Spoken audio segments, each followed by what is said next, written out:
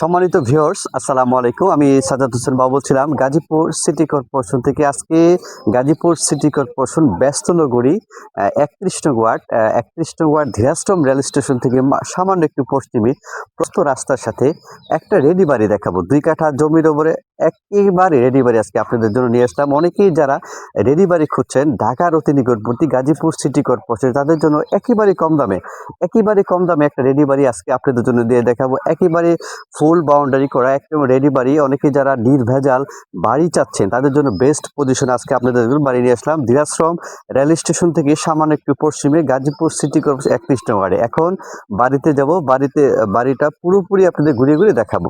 চলেন বন্ধুরা।